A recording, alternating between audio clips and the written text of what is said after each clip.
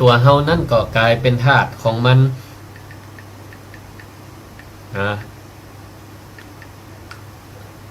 เฮาก็กลายเป็นธาตุของมันส่วนข้อที่3เฮาเป็นธาตุของความหลงเป็นธาตุของความหลงก็คือโมหะหลงตัวเองหลงตัวเก่าว่างามหลงตัวหลงตัวเก่าว่ารวยหลงตัวเก่าว่าเก่งหลงตัวเก่าว่าเก่งอย่างนี้อันนี้แหละเป็นการยึดมั่นถือมั่นลงตัวเก่าแล้วมันก็เลยเป็นการยึดมั่นถือมั่นว่าอันนี้เป็นของกูอันนั้นก็เป็นของกูแบกเอาไว้ยึดมั่นถือมั่นตำแหน่งยึดมั่นในตำแหน่งว่าอันนี้เป็นตำแหน่งของเฮาอย่างนี้เป็นต้นเฮาเป็นรัฐมนตรีนายกสสเป็นตำแหน่งพอเป็นตำแหน่งอันยังก็ว่าไปเนี่ยศรัทธาญาติโยมทั้งหลายเฮาก่อนคือธาตุตกเป็นธาตุของความหลงที่มันล่ามใจเฮาไว้บ่ฮื้อมันดิ้นมันไปทางใดก็ต้องเสาะแสวงหาเมื่อมามีก็หามาก็เสาะนี่เนาะก็เป็นว่าวิทยุมันจะได้เสียงหายนี่เนาะมันแน่ใจมันน่าจะเป็นเพราะอันไล่สดอันนั้นก็เนาะโยมแม่จงดีเปิ้นตักมาว่าไล่สดนี่เสียงหายก็ขอสุมาอภัยมือใหม่มือใหม่บางเตือเสียงมันก็มันแน่ใจว่ามันเป็นเพราะอย่างแต่ว่าตั้งคลื่นสถานีวิทยุนี่มันน่าจะหายเนาะถ้ามันหายก็ช่วยโทรมาบอกกำเนิด064-949-5999มันดีอยู่ก็ว่าบดีก็บอกกำเนิดศรัทธาญาติโยมทั้งหลายเสียงดีอยู่ไล่สดมันออก2ช่องทางเด้อศรัทธาญาติโยมทั้งหลายออก2ช่องทางอาจารย์ดร.พัชริยาบอกว่าเสียงปกติแสดงว่าตังเมืองฝางนี่นั่นเป็นฝนเป็นลมเฮก้าเนาะศรัทธาญาติโยมทั้งหลายเฮาก็มาฟังต่อมาฟังต่อแล้วกันการที่รัชกาลรัชกาลที่5พระองค์ทรงจะพัฒนาบ้านเมืองใดนั้นหรือการที่เฮาจะพัฒนาใจเฮาเนี่ยมันก็ต้องอาศัยอย่างอาศัยความเปลี่ยนอาศัยวิริยะ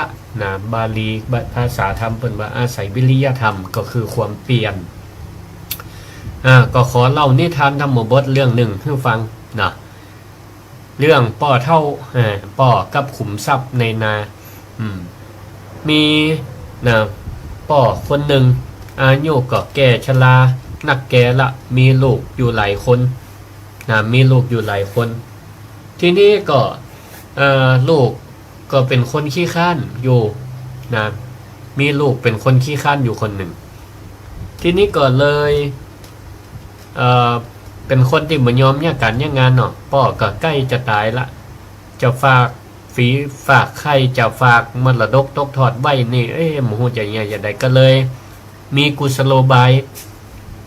ห้องลูกๆทั้งหลายมาหาแล้วก็ได้สั่งเสียว่าลูกพ่อจะตายละแต่ว่าพ่อมีขุมทรัพย์อยู่เนอะนอกจากบ้านเฮียนไร่นาสาธุทั้งหลายพ่อมีขุมทรัพย์ซึ่งเป็นทองคำเนอะสมัยพ่อแข็งแรงนุ่มอยู่เนี่ยพ่อเอาไปฝังไว้ในตีนาแต่ที่นี่ก็บอกฮู้ว่าไปฝังไว้ห่อมใดถ้าพ่อตายเนี่ยกับมูสู่เขาเนี่ยกับป้ากันไปคุดเอาเตอะที่นี่พอพ่อตายแล้วเนี่ยลูกทั้งหลายก็ทรงสักการตามคาบเรียบร้อยลูกคนขี้ข้านเนี่ยกระตาลูกเบาเลยเนาะบอกกองเปิ่นบอกว่าเอาคำไปฝังไว้ในตีนาก็ใครได้ใครได้ตั้งคนก็ตั้งเอาเขาบกเอาเสียมไปโจ้ยไปคุดไปจองจับจองตีกันคนไหล่2ไหล่โคตรแข่งกันว่าไผจะได้เงินได้คำ ที่นี่ศรัทธาญาติโยมทั้งหลายปรากฏว่าคุดไปแล้วจังหัวนาจนถึงใต้นาคุดจากซ้ายไปขวาคุดจังใดก็จังจนดินมันจนล้วนซุยหมดบ่ปะทองสักก้อนบรรดาลูกๆทั้งหลายก็พิษหวังหาไว้ป่อนี่เป็นคนขี้จุ นะทีนี้ก็ขุดแล้วก็นึกเสียดายนะขุดแล้วดินมันก็ล้วนดีงามก็เลยเอาเข้าไปหว่านเอาเข้าโพดสาลีไปหว่านเอาพืชเอาพักไปปลูกไปหว่านทีนี้ก็ฝนตกลงมาดีก็หลายเดือนผ่านมาปรากฏว่าเข้าในนาก็งอกงามดีพัก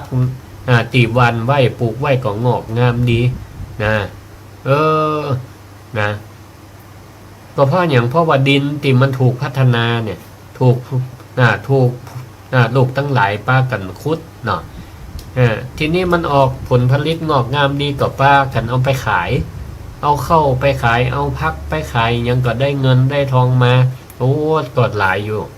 นะตามจำนวนที่ดินที่นาที่มีอยู่ทีนี้ศรัทธาญาติโยมทั้งหลายขุมทรัพย์มันก็เกิดขึ้นกันโมลูกทั้งหลายก็มาเกิดใจได้มันนึกถึงกรรมของป่อว่าเนี่ยป่อมีคำที่อยู่ในดินในตีนาขึ้นปากันไปคุดเนอะในความหมายของป่อไม่ได้หมายความว่ามันมีคำอยู่แต่หมายความว่าตีดินตีนานะมันสามารถพัฒนาปลูกพักไม้ไส้เคียปลูกข้าวปลูกอะไรอย่างก็สามารถได้ผลผลิตเอาไปขายก็ได้เงินได้ทองนี่เปิ้นสอนให้เฮานั่นเป็นคนขยัน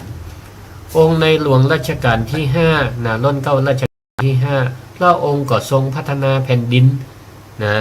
แผ่นดินผลผลิตก็คือความเจริญของบ้านของเมืองนอกจากนั้นพัฒนาหลายสิ่งหลายอย่าง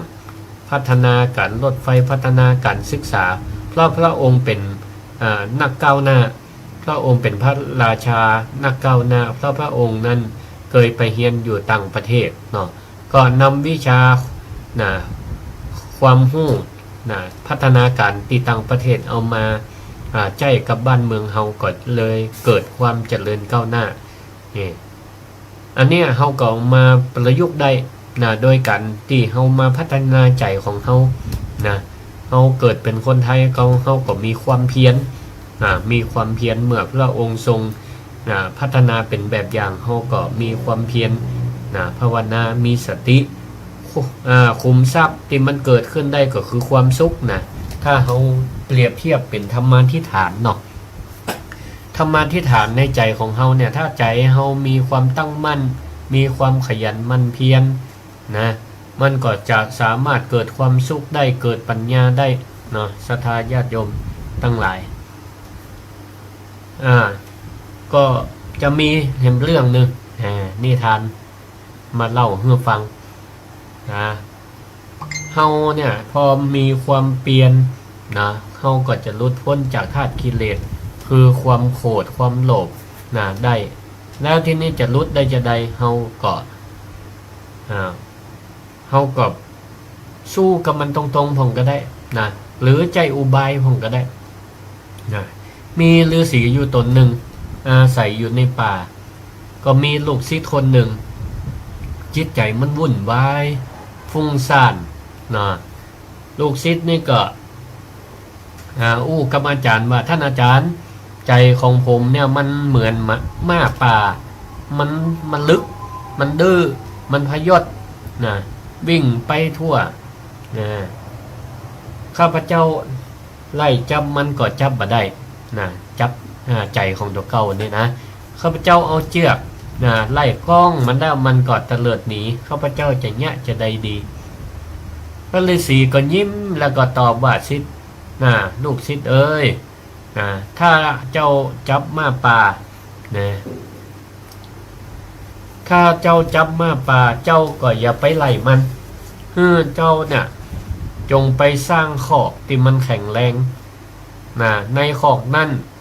หาหญ้าอ่อนๆหาน้ำสะอาดเอามาใส่ลังไว้ใส่หังเอาไว้เตรียมไว้แล้วก็เปิดประตู คอกละไว้แล้วเจ้าก็นั่งพอมันนั่งพอมันห่างๆลูกศิษย์ก็ปฏิบัติตามก็ปรากฏว่าม้าป่าตัวนี้มันก็วิ่งเล่นมาวิ่งเล่นก่อนเนาะมันไปวิ่งเล่นตั้งนอกจนหายอิดหายเหนื่อยจนอิดจนเหนื่อยเสร็จแล้วมันก็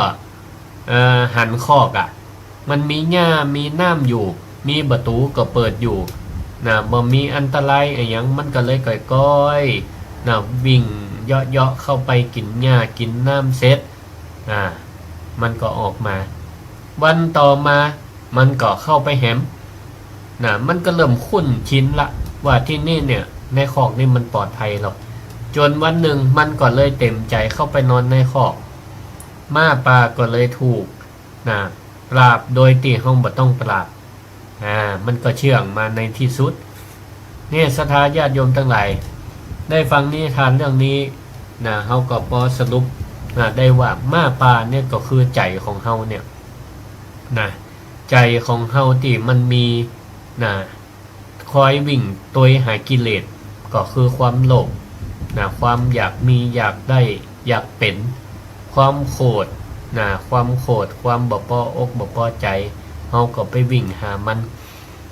ความหลงเฮาก็ไปหลงเพลิดเพลินจนยึดติดว่าอันนี้เป็นของเฮาคนของเฮาของสิ่งของเฮารถของเฮาบ้านของเฮาอย่างนี้มันเปรียบเสมือนกับใจเนี่ยมันเปรียบเหมือนเป็นม้าป่ามันไปเลยมันบ่เชื่อฟังที่นี่เปิ่นวิธีสอนก็คือบ่ต้องไปไล่มันบ่ต้องไปไล่บ่ต้องไปกดข่มมันคือสร้างคอกไอ้คอกในตรงนี้ก็คือศีลแต่คืนก็เป็นละกรรมว่าการควบคุมจิตของเฮาเนี่ยคือมันอยู่กับตีกับตังเฮาก็แปลงลักก็คือศีลหญ้าอ่อนก็คือหญ้าอ่อนน้ำสะอาดนี่ก็คือตัวสมาธิความสงบความตั้งใจมั่นประตูที่เปิดก็คือปัญญานี่คือมี3สิ่งไว้คอกก็คือศีลหญ้าอ่อนน้ำสะอาดคือตัวสมาธิความสงบก็คือประตูที่มันเปิดประตูที่เปิดคือปัญญาก็คือการหู้ทันนั่นเองหู้เท่าทันของจิตเมื่อเฮาเพียรสร้างสติเพียรทำใจให้มันสงบกำเดียวกิเลสตัวม้าป่ามันก็หันจะว่าสงบดีแล้วมันก็ก้อยอ่อนกำลังลงมันก็เชื่องลงเชื่องลงใจเฮาก็จะเป็นไทยจะหลุดพ้นไปได้อย่างนี้แหละศรัทธาญาติโยมทั้งหลายการควบคุมจิตควบคุมใจของเฮาเนี่ยบางท่องว่าโอ้มันยากก็ถ้าเฮาลงมือฝึกมันจิตทันตังสุขาวหังจิตที่มันฝึกดีแล้วเนี่ยนำความสุขมาให้ถ้าไผควบคุมจะปราบม้าพยศให้มันเป็นม้าดีโอ้มันก็จะบังคับได้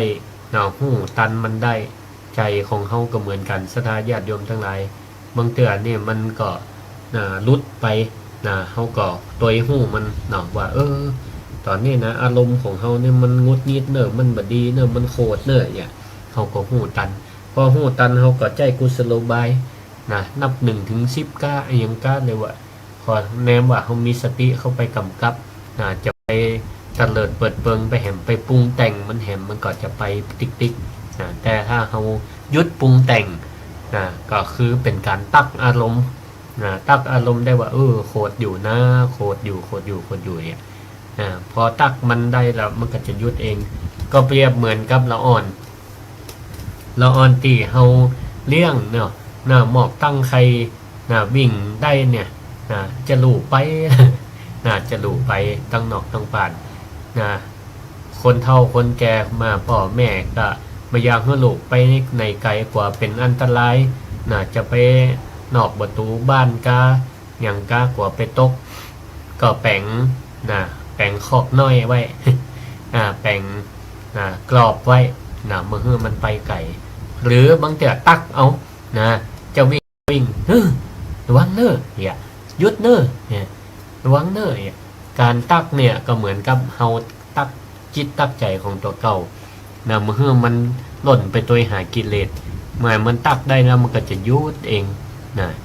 เพราะฉะนั้นแล้วสตาญาติโยมท่านสาธุชนทั้งหลายการที่เฮาจะพ้นจากธาตุของกิเลสได้ก็เริ่มที่ตัวเฮาเนี่ยเนาะเหมือนก็เริ่มที่ตัวเฮาเพราะฉะนั้นศรัทธาญาติโยมท่านสาธุชนทั้งหลายก็ได้ได้จ่ามานี่ก็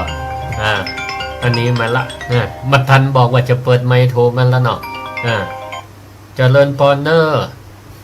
โอ้สาธุสาธุฟังอยู่ฟังอยู่วังจิ้นเนาะสาธุสาธุขอบคุณหลายๆเนอร์สาธุสบายดีว่าเจ้าสบายดีสาธุเนอร์ขอบคุณแม่ฟังอยู่อำเภอวังจิ้นโอ้ดังไปจัดไก่เหมือนกันเนาะรายการศิริธรรมกำเมืองนะก็ขอสรุปนะเนื้อหาสาระรายการศิริธรรมกำเมืองวันนี้นะว่าเราจะเอาธรรมะวันนี้ไปใจจะใดหนึ่งเราวันนี้เราก็มาลำลึกนึกถึงรุ่นเก้ารัชกาลที่5ด้วยความกตัญญูว่าพระองค์นั้นเป็นผู้ฮื้อแผ่นดินเป็นผู้ฮื้ออิสรภาพเฮาก็แสดงความกตัญญู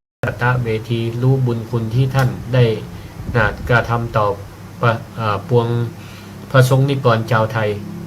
เฮาก็ด้วยการกระทำตอบเป็นคนดีฮักผืนแผ่นดินมีความสมัครสมานสามัคคีกันเนอะจะไปทะเลาะเบาะแวงกันหมู่บ้านใดสังคมใดวัดวาอารามบ้านวัดนี่ก็มีความสมัครสมานสามัคคีกันเนอะเปิ่นบัจเจพออย่างนั้นคนต่างบ้านเนี่ยเปิ่นมาพอเวลามีปล่อยลำปล่อยหลวง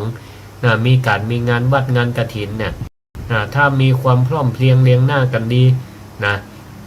การต้อนรับขับสู้ดีจัดสถานที่เป็นไปด้วยความสวยงามเรียบร้อยเนี่ยแสดงว่าเป็นการประเมินได้ว่าเจ้าบ้านเจ้าจองกับวัดนี่มีความสมัครสมานสามัคคีดีด้วยการนำของเจ้าวาดก็ดีของผู้ใหญ่บ้านก็ดีเนี่ยศรัทธาญาติโยมทั้งหลายเขาก็ด้วยการตอบบุญคุณของแผ่นดินด้วยการเป็นคนดีมีความสมัครสมานสามัคคีประการที่สองก็คือหันกลับมาพอติใจเฮากลับมาพอติใจเฮาวันนี้เฮาเป็นทาสของความโกรธกี่ครั้งวันนี้เฮาเป็นทาสของความโลภกี่ครั้งเฮาเป็นทาสของความหลงกี่ครั้งแล้วเฮาหู้เต่าตันมันกี่ครั้งเนี่ยการหู้เต่าตันก็คือการตั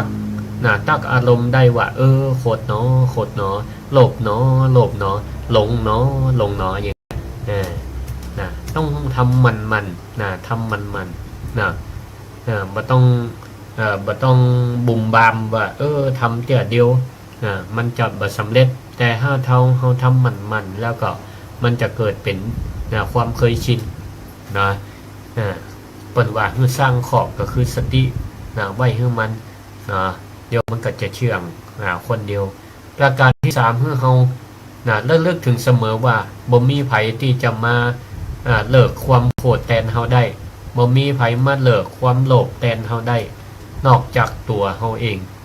ศรัทธาญาติโยมทั้งหลายเอาละวันนี้ก็ได้จามาเกือบ1ชั่วโมงใครจะโทรเข้ามาในรายการแนะนำรายการก็064-949-5999พระครูสิริธรรมบัณฑิตเจ้าวาดวัดมิ่งเมืองมูลตำบลพิชัยอำเภอเมืองจังหวัดลำปางวันนี้ออกรายการศิริธรรมกำเมืองผู้ภาษาธรรมะเป็นกำเมืองก็วันนี้ได้นำหัวข้อเรื่องล้ำลึกถึงพระราชาพระนักพัฒนาสู่การพัฒนาตนเพื่อให้พ้นจากธาตุกิเลสเอามามาจากับศรัทธาญาติโยมท่านสาธุชนทั้งหลายตอนนี้ใครจะโทรเข้ามาก็โทรมาได้เนอะเสียงดีบดีก็ติชมแนะนำกันได้ก็มองว่าเสียงมันชัดเจนบ่ชัดเจนจะได้ใครฟังอยู่ที่ไหนรายงานตัวเนาะเจ้าของสถานีเปิ้นจะได้ชื่นอกชื่นใจว่าเปิ้นได้ปั่นเวลาอันมีค่าปกติเปิ้นออกรายการของเปิ้นเนี่ยทุกบาททุกชั่วโมงก็เป็นเงินเป็นทองเปิ้นก็หันว่า เวลานี้เป็นเวลานาทีที่ฮื้อรายการธรรมะนะกับสถาญาติโยมตั้งหลายก็ถือว่าเป็นบุญเป็นโจกเนาะเจริญพรไหว้สาเจ้าเจริญพรแม่ทองสุเจ้าวันนี้มันได้ยินเสียงวันนี้ตะวันแรงกันโทษจะได้กับบัตตันบัตตันบันล่ะ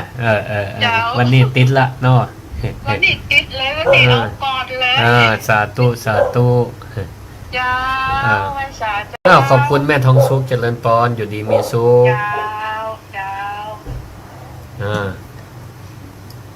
เจ้าใครจะโทรเข้ามาก็เชิญโทรได้แฮมเนอร์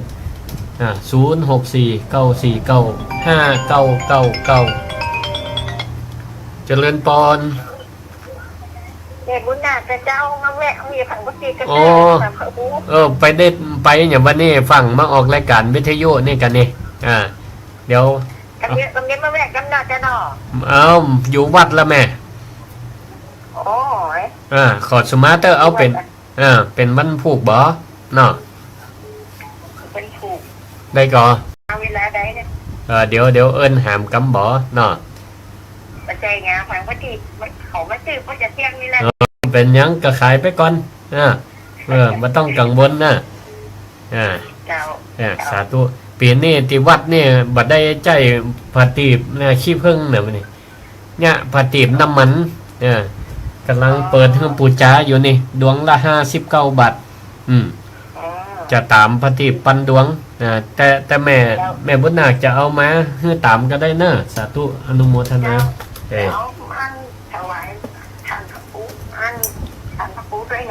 ได้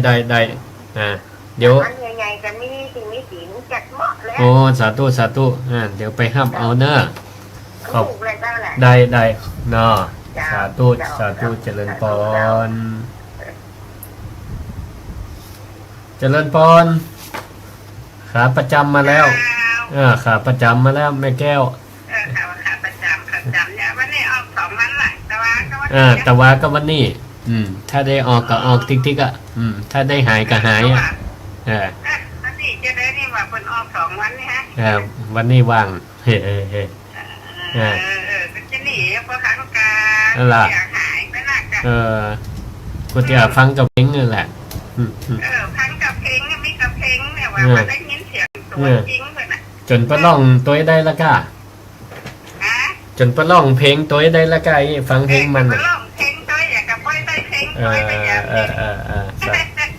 สาธุมันเต้นมาได้อย่างเดียวเอาอากาศดินมือเอาสาธุหน้าปัญหาสุขภาพแข็งแรงสาธุสาธุสาธุศรัทธาก็มีศรัทธากับมารอมาหาที่วัดนี่เหมือนกันนะเดียวก็จะใช่ได้ลาศรัทธาเนาะวันนี้ก็ได้มีโอกาสมาพบมาปะกับศรัทธาญาติโยมสาธุชนทั้งหลายเนอะบ่มีไผโทรแล้วกันเนาะถ้าบ่โทรเดี๋ยวก็จะได้ฮื้อสินฮื้อปอนแล้วก็เดี๋ยวจะขออนุญาตลงไปพบปะศรัทธากัน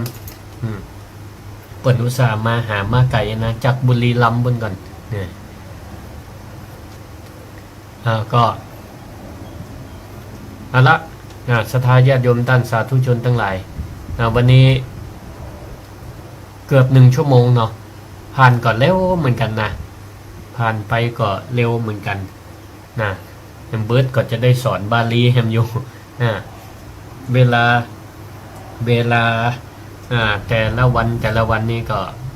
ไผว่าเป็นผู้เจ้าสบายเหมือนใจนะมีการอยู่ตลอดเวลาแต่อาตมานี่มันส่วนมากจะเป็นการสอนสอนหนังสือนะคะเป็นส่วนใหญ่ไปนะวันนี้รายการศิริธรรมกับเมืองอาตมาภาพพระครูศิริธรรมบัณฑิตอาจารย์ประจำวิไลสงฆ์นครลำปางเจ้าวัดมิ่งเมืองมูลตำบลพิชัยอำเภอเมืองจังหวัดลำปางก็ได้นำเอาธรรมะในหัวข้อที่ว่าลำลึกราชานักพัฒนาสู่การพัฒนาตนหลุดพ้นจากกิเลสมาสู่ ศรัทธาญาติโยมทั้งหลายได้ฟังได้คิดพิจารณาหมอบพอให้พอดีหอมปากหอมคอเพื่อเพื่อเป็นเครื่องได้เตือนสติพิจารณาในโอกาสวาระวันปิยมหาราชนี้ก็ขออำนาจคุณพระศรีรัตนตรัยและดวงพระวิญญาณอันศักดิ์สิทธิ์ของสมเด็จพระปิยมหาราชรุ่นเก้ารัชกาลที่5พระบาทสมเด็จพระจุลจอมเกล้าเจ้าอยู่หัวจงดลบันดาลให้ศรัทธาญาติโยมสาธุชนคนฟังทั้งหลายจงมีอิสรภาพตั้งกายและมีอิสรภาพตั้งใจก็ขอให้ทุกท่านจงเป็นไทยพ้นจากทาสก็คือความทุกข์ตั้งมวลให้มันหนีไกลไปและก็ให้มีแต่ความสุขความเจริญความล่มเย็นในธรรมะคำสอนขององค์สมเด็จพระสัมมาสัมพุทธเจ้าเหมือนกับได้นั่งพักใต้ร่มไม้ตีเย็นสบายตลอดกาลตลอดไปวันนี้เวลาหมดเวลาก็ขอลาศรัทธาญาติโยมท่านสาธุชนไว้เพียงเท่านี้ก่อนเนอะอายุวันโนสุขังปะลัง